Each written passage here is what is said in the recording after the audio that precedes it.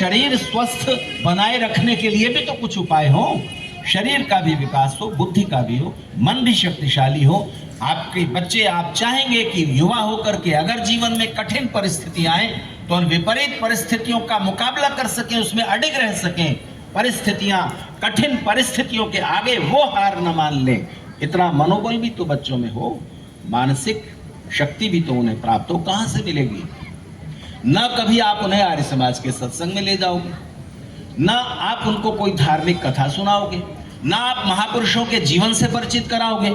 हर महापुरुष इसलिए महापुरुष है कि उसने कठिन चुनौतियों को स्वीकार किया, उनको पराजित किया, अपने लिए नहीं, देश और समाज के लिए। महापुरुष होने का यही पहचान है। और वो उनके जीवन की कथा आप कभी बच्चों को बताओगे नहीं। फिल्म स्टार, क्रिकेट स्टार उनके आदर्श बनते चले जाएंगे और फिर आप रोओगे बुढ़ापे में माथा पकड़ करके, क्या हुआ? बच्चे नालायक निकलेंगे ही। पुत्र और पुत्री का मतलब होता है, पुत्र मतलब है नरक, दुख।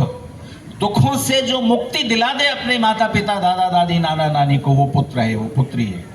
संतान कहते हैं औलाद को क्योंकि वो अपने माता पिता और पूर्वजों के विचारों को, अच्छे संस्कारों को कंटिन्यू करेगी। संतान का मतलब होता है ना टूटने वाला सिलसिला, कंटिन्यूटी। तो कौन से विचार हैं आपके, कौन से संस्कार हैं जो आप बच्चों को देने के लिए कोशिश कर रहे हो? कोशिश करोगे तो होगा ना। अभी लक्ष्मण पाहूजा जी मुझसे अपनी एक पीड़ा शेयर कर रहे थे। संयोग से वो कुर्सी पर मेरे पास बैठे हुए थे, सोफे पर। तो चिंता व्यक्त कर रहे थे कि गुड़गांव के जितने आर्य समाज हैं, उनके जितने सक्रिय लोग हैं, वो सबकी उम्र अब काफी हो रही है। अभी पिछले दिनों हमारे बीच के सक्रिय लोग 8-10 की संख्या में शरीर छोड़कर चले गए। अब इन बिल्डिंगों में गतिविधियां कौन चलाएगा भविष्य में? ऐसा ना हो कि श्रद्धानंद बलिदान दिवस और 10 वर्ष तक आप मनाओ, उसके बाद कहानी समाप्त हो जाए। क्या इसकी संभावना नहीं लगती? तब तक नहीं होगा जब तक आपकी युवा पीढ़ी उन विचारों से नहीं जुड़ेगी। यज्ञ कुंड में जलती हुई अग्नि कब तक जलती है? कब तक जलती है? जब तक उसमें नई नई संविधाएं पढ़ती रहेंगी तब तक वो आग जलेगी। जैसे ही नई संविधाओं का पढ़ना बंद, वैसे ही आग बुझ जाएगी। जिस समय शादी हो रही होती है किसी युवक या युवती की, तो विवाह संस्कार से ठीक पहले एक संस्कार होना चाहिए, उसका नाम है समावर्तन संस्कार। समावर्तन संस्कार में वो युवक, वो युवती जिनकी शिक्षा पूरी हो गई, अब जो पढ़ा लिखा है उसको वो कर्म में उतारेंगे, जीवन के कर्म क्षेत्र में उतर रहे हैं और एक जीवन साथी चुन लिया गया है। थोड़े दिनों बाद विवाह हो जाएगा।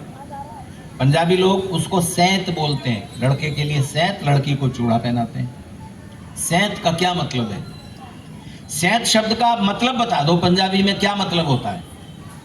सिर्फ यही होता है कि हल्दी लगा दी, कंगन बांध दिया, गाना। ये सैंत में रस्म की जाती है। लेकिन सैंत अगर आप ध्यान देंगे तो समावर्तन का ही संक्षिप्त और अपशिष्ट रूप है सैंत, जो शिक्षा पूरी होने के बाद होता है, विवाह संस्कार से पहले। उस समावर्तन संस्कार में जो विधि होती है उसका एक भाग है 3 समिधाएं। वो युवक, वो युवती यज्ञ कुंड में आहुति देंगे और वहां जो मंत्र बोला जाएगा वो अयं तीर्थमात्मा समिधाग्निंदोवस्यत, ये नहीं है। वहां मंत्र है अग्नये समिध महर्षम बृहते जातवेद से यथा तुम अग्ने समिधा समिध्य से एवं अहम आयुषा मेधया वर्षा प्रजया समिंधे। जिस तरह से अग्नि जल रही है नई नई समिधाओं के कारण, मैं व्रत लेता हूं, मैं संकल्प लेता हूं कि मैं अपने पूर्वजों के यश और सम्मान को कम नहीं होने दूंगा, बढ़ाऊंगा। बढ़ा न सको कोई बात नहीं, कम नहीं होने दूंगा। जो पूर्वजों से धारा चली आ रही है ज्ञान की, विचारों की, उन अच्छी परंपराओं को मैं डिसकंटिन्यू नहीं होने दूंगा। ये व्रत, ये संकल्प लेने के बाद वो विवाह करने का अधिकारी होता है। जीवन के कर्म क्षेत्र में तुम सफल नहीं हो सकोगे। ज्ञान तो तुम्हें अपने पूर्वजों से मिला है, मनुष्य को सीखे बिना ज्ञान नहीं मिलता। वो व्यक्तित्व मनुष्य का विकसित करना पड़ता है और उसको पूर्ण विकास देने की संभावनाएं गुरुकुल शिक्षा प्रणाली में संभव है, ये सोच